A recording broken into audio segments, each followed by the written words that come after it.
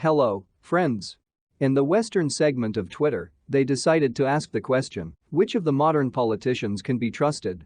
And now, in a survey of many thousands, the strongest one, after which a bewildered question from one of those who got acquainted with the results followed. I'm shocked by the results, why?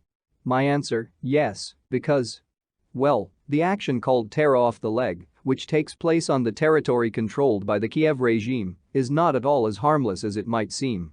And it's not even that it's just a picture. Here the question is that they are diligently trying to break all values.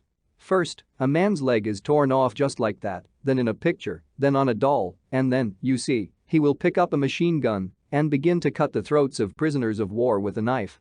It's all sequential. There is dehumanization, you understand, and it has been going on for a long time. For example, I specifically cited here the most harmless screenshot from the video, in which an inhuman armed with a machine gun beats a naked woman tied to a pole. I don't even know, this is already Somalia, I have no other words. At the same time, the Security Service of Ukraine reports on its official website that husbands serving in the Russian armed forces participating in a special operation are allowed to rape Ukrainian women. This is an appeal to the lowest feelings, the most unchanged, and, moreover, the lowest part of the population that can be found in any country. Well, here in Ukraine, on the remnants of Ukraine, they are diligently dragged upstairs, given weapons in their hands, taught and allowed to maintain this regime. In this case, the regime relies on the rot itself. And now it's officially happening. After that, it is not surprising that the employees of the Security Service of Ukraine wear stickers of the SS Division Galicia on their uniforms next to the identification marks of the SBU.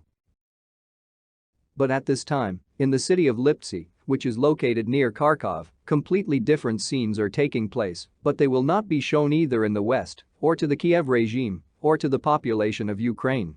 And the MI6 intelligence service, on the other hand, informed the General Staff of the Armed Forces of Ukraine that the Russian army plans to cut off Odessa from Nikolaev. For these purposes, two shock groups are already being formed in Kherson, one for an attack on the city of Nikolaev, the other for blocking Odessa.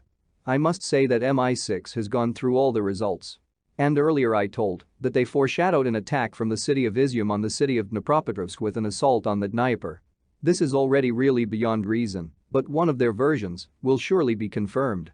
And what exactly, we'll see.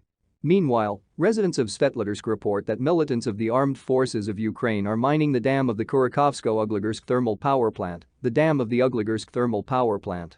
I was on this platinum, nothing fatal will happen there, but, of course, there will be flooding of the underlying houses, but it won't wash anyone away.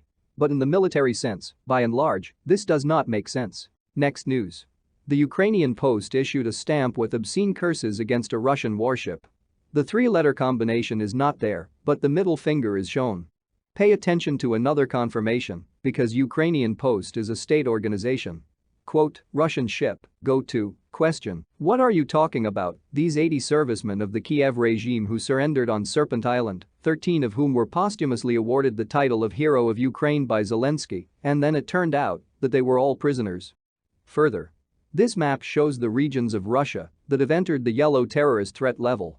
At the same time, a strong bang and a column of smoke were once again recorded in the Belgorod region. Well, what exactly they got into and what exactly fell is still unknown. Meanwhile, Norway is considering deliveries to the Kiev regime of NSM anti-ship systems and anti-aircraft systems NASAMS. Together with T-72 tanks, Poland handed over an unknown amount to the Kiev regime. The BWP-1 is the Polish version of the BMP-1, which were produced there under license.